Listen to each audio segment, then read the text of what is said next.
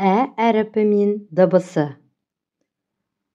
Бізбен бірге қайталап отырыңдар. Әтеш,